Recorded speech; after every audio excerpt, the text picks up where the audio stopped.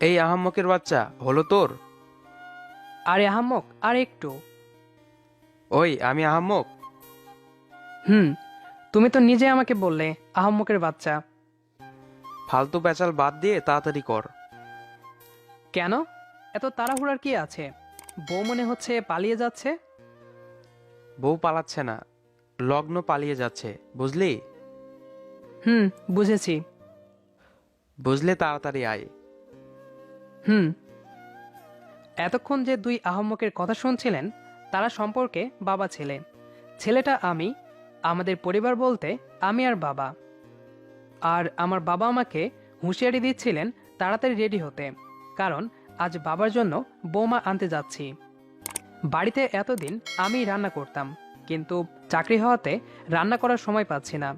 তাই বাবা আমাকে বিয়ে দেওয়ার সিদ্ধান্ত নিয়েছেন। আমি আর বাবা খুব ফ্রেন্ডলি। একটা মজার বিষয় হলো, আমার যার সাথে বিয়ে হচ্ছে তার একটা জেরক্স কপি আছে। তারা জমজ, আর দুজনেরই আজ একসাথে বিয়ে। সাজগোজ করে বরবেশে রওনা দিলাম বিয়ে বাড়ি। আমরা দুই আহাম্মক এক গাড়িতে, বাকিরা পেছনের গাড়িতে। বড় আহাম্মক আমাকে জ্ঞান দিতেই আছে, এটা করবি না, ওটা করবি না, ইত্যাদি ইত্যাদি। যাক, অবশেষে বিয়ে বাড়িতে এসে পৌঁছেছি। গেটের সামনে আমাকে বসানো হলো। পাশে আমার হাত চেপে ধরে আছে বড় আহাম্মক। জিজু, শরবত নিন। আগে ওনাকে দিন। আচ্ছা, আপনি মিষ্টি খান? আগে ওনাকে দিন।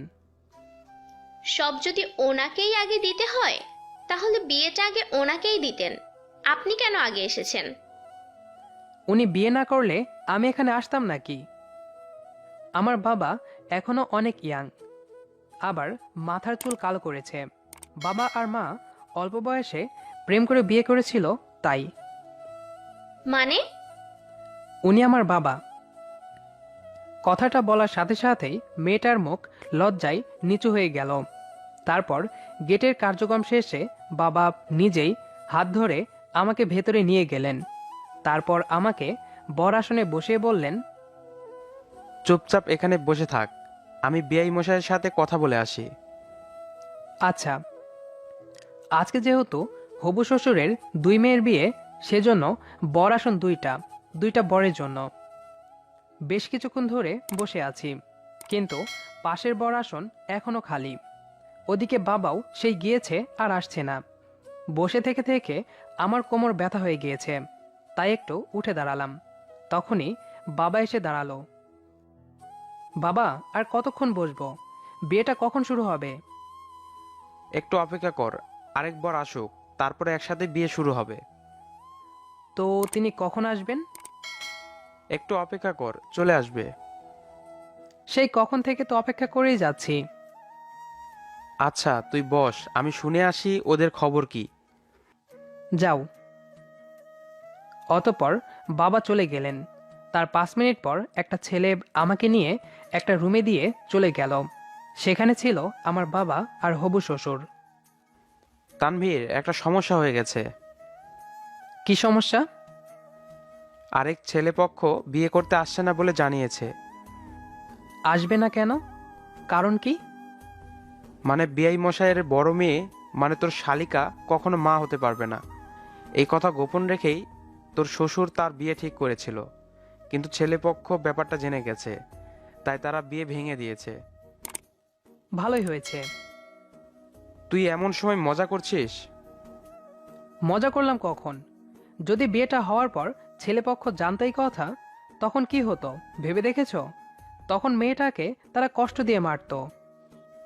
তা অবশ্য ঠিক বলেছিস, কিন্তু এখন কি করা যায়? এদিকে বিআই মশাইয়ের দুই মেয়েই বিয়ের জন্য প্রস্তুত। এখন এই মুহূর্তে বড় মেয়েটার বিয়ে না হলে লগ্ন ভ্রষ্ট হবে। আমার হবু বউ আর শালি আধা ঘন্টার ছোট বড়। তো এখন কি করবে? আমি বলি কি, তুমি দুজনকেই বিয়ে করে নাও। আমার মনে হয় এটাই ভালো হবে। কিন্তু বাবা, আগে ওদের মতামত নেওয়া দরকার। যদি ওরা রাজি না থাকে? বাবা, তুমি শুধু বলো তুমি রাজি আছো কিনা। দেখুন, আমার কিছুই বলার নাই। বাবা যেটা বলবে সেটাই। বেআই মশাই, আপনি মেয়েদের নিয়ে আসুন। আচ্ছা। অতঃপর আমার বিয়ে হলো দুজনের সাথেই। সমস্যা হলো এরা দুজনই একদম একরকম দেখতে। এমন কোনো বৈশিষ্ট্য এখনো পেলাম না এদের চেনার। প্রাইভেট কারে বাড়ি ফিরছি, দুই পাশে দুই বউ আর মাঝে আমি। সামনে ড্রাইভারের পাশে বড় আহাম্মক। এই বড় আহাম্মক, এসি ছাড়তে বলো, গরম লাগছে। এই বেয়াদব, সব জায়গাতেই ফাজলামি। দেখছিস না এখানে বৌমা রয়েছে, ভদ্রভাবে কথা বলতে পারিস না? ভুল বললে, বৌমা নয় বৌমারা, কারণ আমার বউ দুইটা। সো এক বচন বললে হবে না, বহু বচন বলতে হবে। ফাজিল, মেরে তক্তা বানিয়ে দেব। হুম, আর আমার বউ দুইটা মনে হয় বসে থাকবে। চুপ করবি তুই? আচ্ছা, করলাম। অতঃপর বাড়ি পৌঁছে ড্রেস চেঞ্জ করলাম, তারপর একটু ঘোরাঘুরি করছিলাম। তখন বাবা আমার হাত ধরে আমার রুমের সামনে নিয়ে আসলো। এই আহম্মক, রুমে যা। আমি একটু ছোট ঘরে যাব। ঘরের ভিতরে ছোট ঘর যাওয়ার জায়গা আছে, ওখানে যাও, কিন্তু ঘরে যাও। আমার রুমের সাথেই অ্যাটাচড বাথরুম। বলেই বাবা আমাকে ঘরে ঢুকিয়ে দিলেন। ঘরে ঢুকতেই দুই বউয়ের একজন যা বলল তা শুনে আমার বেহুশ হওয়ার অবস্থা। বাসর ঘরে ঢুকে দেখি দুই বউ গল্প করছে। আমাকে দেখে তারা গল্প করা বন্ধ করলো। তারপর নিধি বলল, জিজু আসেন, সে কখন থেকে বসে আছি। আয় হাই, এই মেয়ে কয় কি, নিজের বরকে জিজু বলে কেউ? জিজু কি ভাবছেন? এই মেয়ে কি বাজে বকছ? আমি তোমার জিজু লাগি? লজ্জা করে না নিজের বরকে জিজু বলতে? এ মা, লজ্জা লাগবে কেন? আপনি আমার আপুর বর, সেজন্য জিজু বলতেই পারি। শুধু আপুর বর, তোমার বর না? হ্যাঁ, আপু আমার দুজনের বর। নিধি, ফাজলামি বন্ধ করবি তুই? আচ্ছা। তোমরা যাও, চেঞ্জ করে ফ্রেশ হয়ে নাও। অতঃপর রিধি আর নিধি দুজনে এক এক করে ফ্রেশ হয়ে নিল। আমি বাইরে থেকেই ফ্রেশ হয়ে এসেছিলাম, তাই আমি খাটের এক পাশে শুয়ে পড়লাম। আমরা কোথায় ঘুমাবো? কেন, বিছানাতে অনেক জায়গা আছে, দুজনে শুয়ে পড়ো। না, তুমি মাঝে আর আমরা দুজন দুপাশে। আমাকে চেপে ধরে মারার চিন্তা? ও তাই? অতঃপর নিধি জোর করেই আমাকে খাটের মাঝে শোয়ালো। তারপর দুজন দুপাশে, আর বাকিটুকু ইতিহাস পাতিহাস। অতঃপর ভোরবেলায় ঘুম ভেঙে গেল। প্রতিদিন আমি ভোরবেলাতেই ঘুম থেকে উঠি, কারণ ভোরের বাতাস আর পরিবেশ আমার খুব ভালো লাগে, তাই একটু হাঁটাহাঁটি করি। কিন্তু আজ মনে হয় তা আর হবে না। রিধি নিধি যেভাবে চেপে ধরে আছে, উঠতেই পারছি না। রিধি নিধি, আমাকে ছাড়ো। এত সকালে চিল্লাও কেন? ঘুমাও। ছাড়ো আমাকে, বাইরে যাব হাঁটতে। এখন যেতে হবে না, পরে যেও। না, এখনই যেতে হবে। এত সকালে বাইরে কি করবে? এখন আরাম করে ঘুমাও, আমাকেও ঘুমাতে দাও। ভোরের পরিবেশ অনুভব করতে যাব বাইরে। আর কি বললে, আরামে ঘুমাতে? তোমরা দুজন যেভাবে কোলবালিশ বানিয়ে রেখেছো, তাতে আরামে ঘুমাবো কিভাবে? ধুর, যাও একটু ঘুমাতে দাও। নিধি আমাকে ছেড়ে দিয়ে অন্য পাশে ফিরে শুলো, কিন্তু রিধি তখনও আমাকে জড়িয়ে ধরেই আছে। তাই রিধিকে ডাক দিলাম, রিধি ওঠো, আমাকে ছাড়ো, হুম। ওঠো। রিধি আমার ডাক শুনে তাড়াতাড়ি ছেড়ে দিল। কোথায় যাবে? বাইরে যাব হাঁটতে। ওহ আচ্ছা, তাড়াতাড়ি ফিরে এসো। তারপর আমি বিছানা থেকে নামলাম। আমার সাথে সাথে রিধিও নামলো। তাই বললাম, কি হলো, তুমি উঠছো কেন? তুমি ঘুমাও। এখন ঘুমালে কাজ করবে কে? বাবা করবে। বিয়ের আগে বাড়ির সকল কাজ বাবা করত, আর আমি শুধু রান্না। আমি থাকতে বাবা কেন করবে? আমিই সব করব। আচ্ছা, নিধিকেও নিয়ে যাও, দুজনে কাজ করলে সহজ হবে। না থাক, ও ঘুমাক, ও পারবে না এসব করতে। ওকে। রিধি বাড়ির কাজগুলো করতে শুরু করলো। আমি বেরিয়ে গেলাম। রাস্তায় এক বন্ধুর সাথে দেখা। আমাদের এখানে শ্বশুর বাড়ি, ওর বাড়ি ঢাকা। ঢাকাতে একসাথে পড়তাম। কিরে জামাই, এত সকাল সকাল শ্বশুর বাড়ি? আরে দোস্ত, রাতে গাড়িতে উঠেছিলাম, আস্তে আস্তে ভোর। তা কি মনে করে? জামাই আদর খেতে এলাম, জামাই ষষ্ঠীতে। রীতি বলল বিয়ে করেছিস? এক সময় বউদের দেখে যাস। বউদের মানে? কেন, ঋতু বলেনি একসাথে দুই বোনকে বিয়ে করেছি? কসকি মামা, কেমনে কি? বাড়িতে আসিস, সব বলবো। ওকে। অতঃপর বন্ধুকে বিদায় দিয়ে বাড়িতে এলাম। এসে দেখি টেবিলে নাস্তা সাজানো।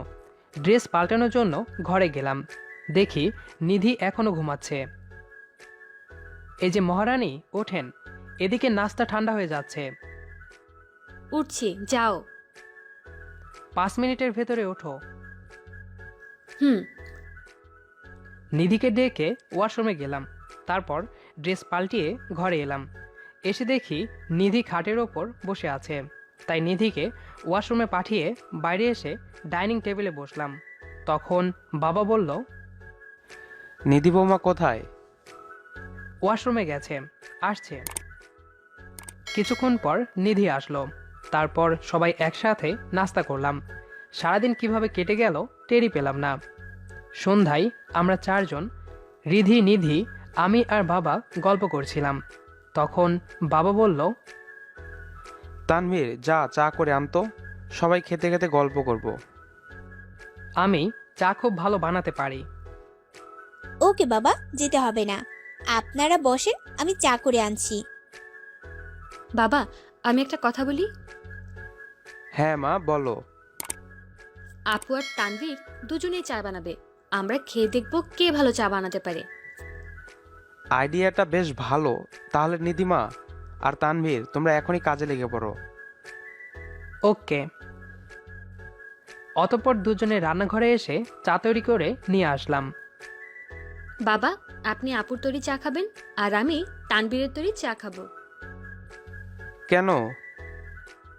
কারণ দুজনেরই তৈরি চা খেলে বুঝতে পারবো না কে ভালো বানিয়েছে। আচ্ছা, ঠিক আছে। অতঃপর দুজনে চা খেতে শুরু করলো। খাওয়া শেষ। এবার জানতে পারবো কে বেশি ভালো চা বানিয়েছে। অতঃপর বাবা আর নিধি চা খাওয়া শেষ করলো। তারপর বাবা বলল, নিধিমা, বলো তোমার কাছে কার তৈরি চা বেশি ভালো লেগেছে? বাবা, আগে আপনি বলুন। এতদিন তানভীরের তৈরি চা খেতে খেতে অভ্যস্ত, কিন্তু আজ রিধিমায়ের তৈরি চা খেয়ে মনে হচ্ছে রিধিমায়ের চা বেশি টেস্টি। বাবা আমার ঠিক তাই। এতদিন আপুর তৈরি চা খেয়েছি, আজ তানভীরের তৈরি চা খেয়ে মনে হচ্ছে এ চা বেশি টেস্টি। তাহলে আমরা যৌথভাবে বিজয়ী, কারণ দুজনেই সমান ভোট পেয়েছি। হুম। আমরা কথাবার্তা বলছিলাম, তখন সকালে দেখা হওয়া সেই বন্ধু আর ঋতু এসে আমাদের সাথে আড্ডাতে যোগ দিল। তারপর সবাই একসাথে আড্ডা দিলাম। বেশ কয়েকদিন পর, বিয়ের পর শ্বশুরবাড়ি থেকে ঘুরে এসেছি। আবার বাড়ি এসে অফিস শুরু করে দিয়েছি। আর শুক্রবার, তাই বাড়িতে আছি। তবে এই কয়দিনে একটা বিষয় খেয়াল করেছি। নিধি আমার সাথে ফ্রি কথা বললেও রিধি দরকার ছাড়া একটা কথাও বেশি বলে না। বিষয়টা খুব ভালোভাবেই খেয়াল করেছি। শুয়ে শুয়ে এসব ভাবছিলাম, তখন নিধি এসে ধাক্কাতে লাগলো। তানভীর উঠো, আরে উঠো না। আমি জেগেই আছি, বলো কি বলবা। তাড়াতাড়ি উঠে রেডি হও। কেন, কই যাব? শপিং এ যাব, এখানে তো আমার পর্যাপ্ত পরিমাণ পোশাক নেই। ওহ আচ্ছা, রিধি যাবে না? না, আপু যাবে না। কেন? জানি না, আমি আর তুমি যাব, আর আপুর পোশাক আমরাই কিনে আনবো। আমাদের সব পোশাকের মাপ সেম। আচ্ছা। অতঃপর রেডি হয়ে নিধিকে নিয়ে শপিং করতে আসলাম। নিধির যা পছন্দ হলো সব 2টা করে নিল। শপিং শেষে বাসার উদ্দেশ্যে রওনা দিলাম। ভেবেছি আজ রিধির বিষয়টা নিয়ে নিধির সাথে কথা বলবো। তানভীর, ফুচকা খাবো। ফুসকা? কোথায়? এই তো, চলো। চলো। অতঃপর ফুচকার দোকানে গিয়ে ফুচকা নিলাম 2 প্লেট। তারপর খেতে খেতে বললাম, নিধি, একটা বিষয় খেয়াল করেছো? কি? রিধি সবসময় আমাকে অ্যাভয়েড করে। আমি আর তুমি যেমন কথাবার্তা বলি, ও তেমন কথা বলে না। সারাদিন বাড়ির কাজ নিয়েই পড়ে থাকে। আমিও হালকা হালকা খেয়াল করেছি।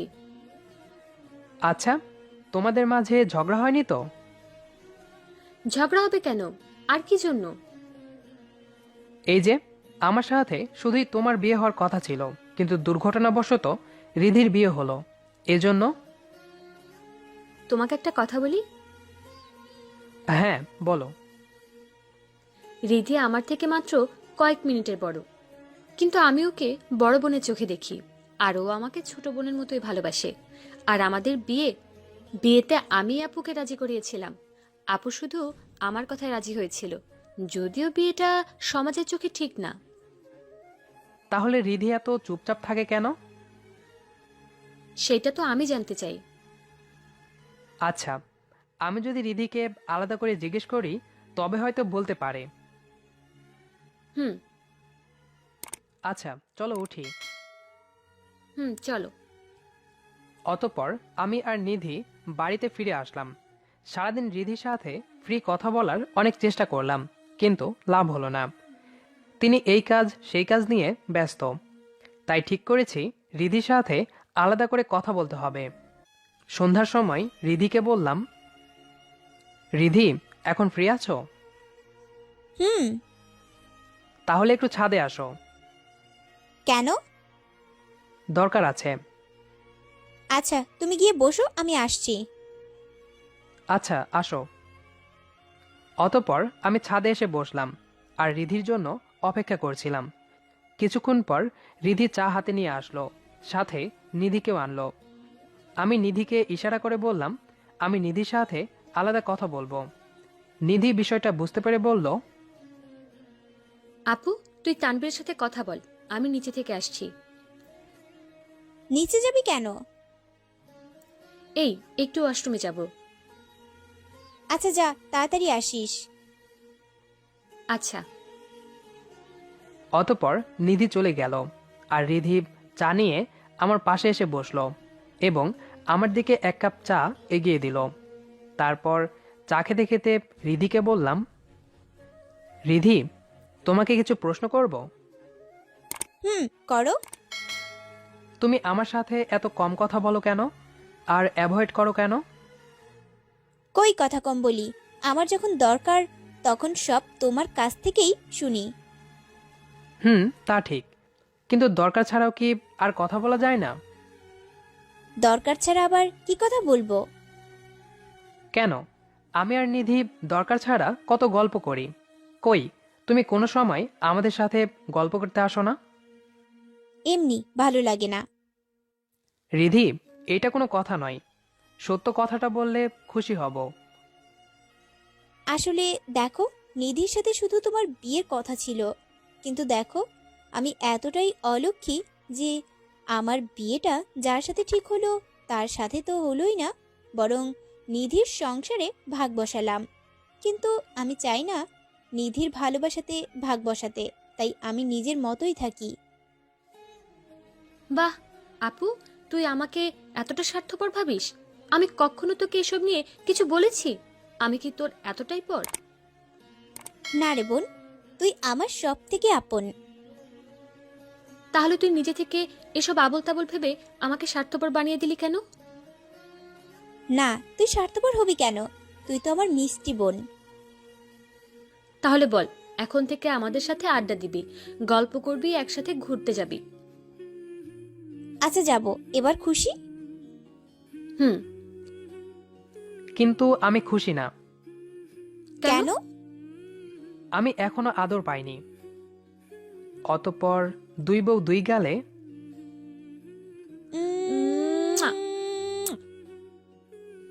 আমাদের আজকের গল্পটি কেমন লেগেছে সেটি অবশ্যই কমেন্ট করে জানাবেন। আর গল্পটি যদি ভালো লেগে থাকে তাহলে অবশ্যই আপনার বন্ধুদের সাথে শেয়ার করবেন।